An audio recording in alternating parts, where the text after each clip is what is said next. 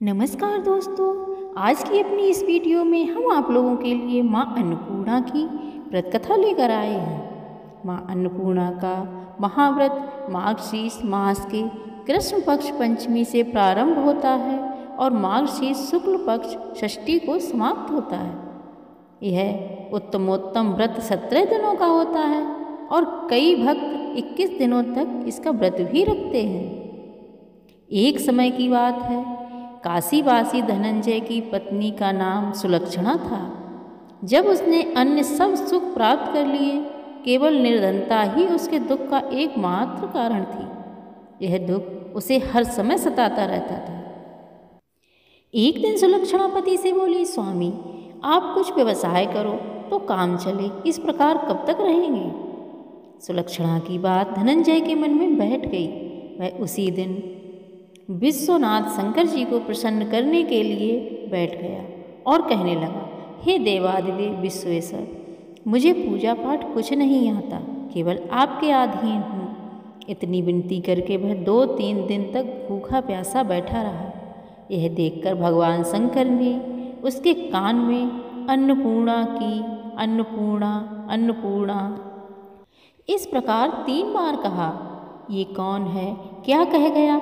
इसी सोच में धनंजय पड़ गया कि मंदिर से आते समय ब्राह्मणों को देखकर कहने लगा, पंडित जी अन्नपूर्णा कौन है।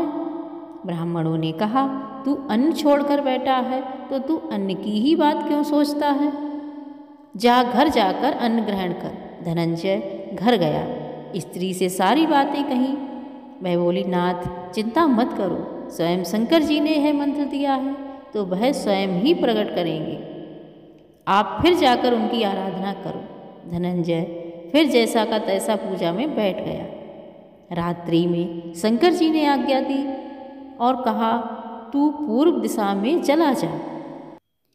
वह अन्नपूर्णा का नाम जपता जाता और मार्ग में फल और झरनों से पानी पीता जाता। इस प्रकार कितने ही दिनों तक वह चलता रहा। वहाँ उसे चांदी सी चमकती वन की शोभा देखने को मिली। सुंदर सरोवर देखने में बहुत ही सुंदर और प्यारे लग रहे थे।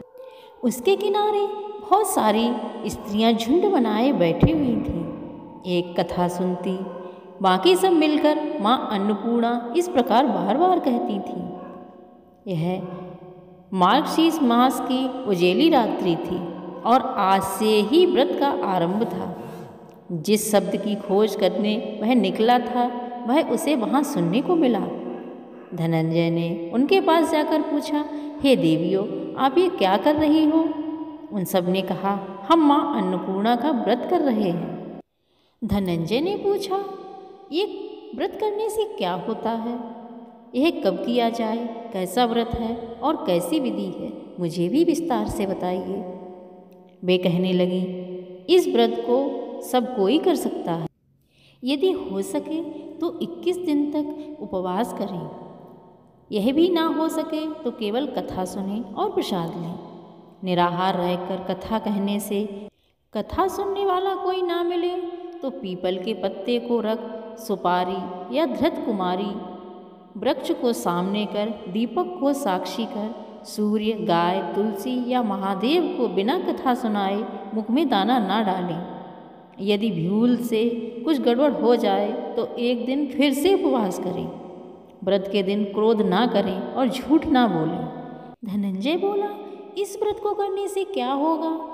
वे बोली, इसके करने से अंधे को नेत्र मिलते हैं, लूलों को हाथ पैर मिलते हैं, निर्धन को धन मिलता है, बांझ को संतान मिले, मूर्ख को विद्या आए। जो जिस कामना से व्रत करे, माँ उसकी वही इच्छा पूरी करती है। वह कहने लगा, बहनों मेरे पास भी धन नहीं है, विद्या नहीं है, कुछ भी तो नहीं है, मैं तो दुखिया ब्राह्मण हूँ। मुझे इस व्रत का सुख दोगी। हाँ भाई, तेरा कल्याण हो, हम इसी तरह मनाएंगे। इस व्रत का मंगल सूत्र लें। धनंजय ने व्रत किया।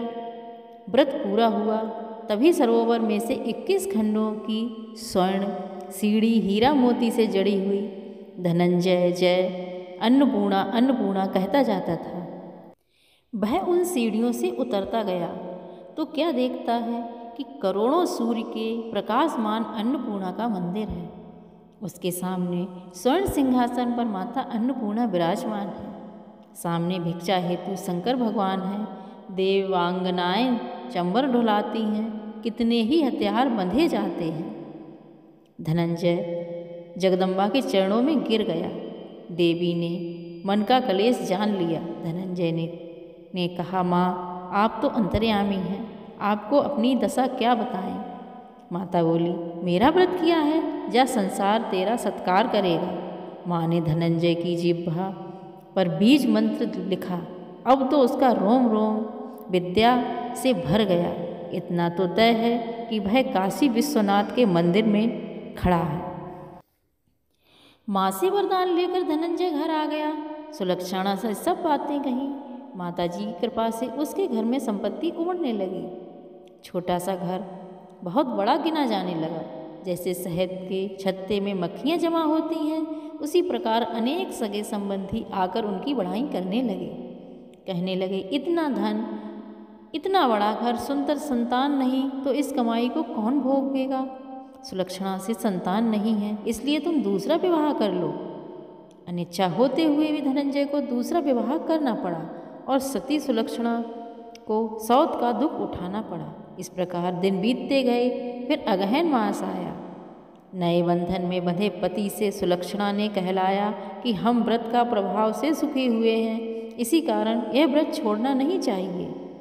यह माता जी का प्रताप है जो हम अपने संपन्न और सुखी हैं। सुलक्षणा की बात सुन धनंजय उसके यहाँ आया और व्रत में बैठ गया। नई बहू को इस व्रत की खबर नहीं थी। वह धनंजय के आने की राह देख रही थी। दिन बीतते गए और व्रत पूर्ण होने के 3 दिवस बाकी थे कि नई बहू को खबर पड़ी। उसके मन में ईर्ष्या की ज्वाला दहक उठी। सुलक्षणा के घर आ पहुंची और उसने वहां भगदड़ मचा दी। वह धनंजय को अपने साथ ले गई। नए घर में धनंजय को थोड़ी देर के लिए निद्रा ने आ दबाया। इसी समय नई बहू ने उसका व्रत का सूत तोड़कर आग में फेंक दिया। अब तो माता जी का कोप जाग गया। घर में अकस्मात आग लग गई। सब कुछ जलकर राख हो गया। सुलक्षणा जान गई और पति को फिर अपने घर ले आई और नई बहू टूटकर पिता के घर जा बैठी। पति को परमेश्वर मानने वाली सुलक्षणा बोली, हे नाथ, घबराना नहीं है। माता जी की अलौकिक कृपा है। पुत्र कुपुत्र हो जाता है पर माता कुमाता नहीं होती।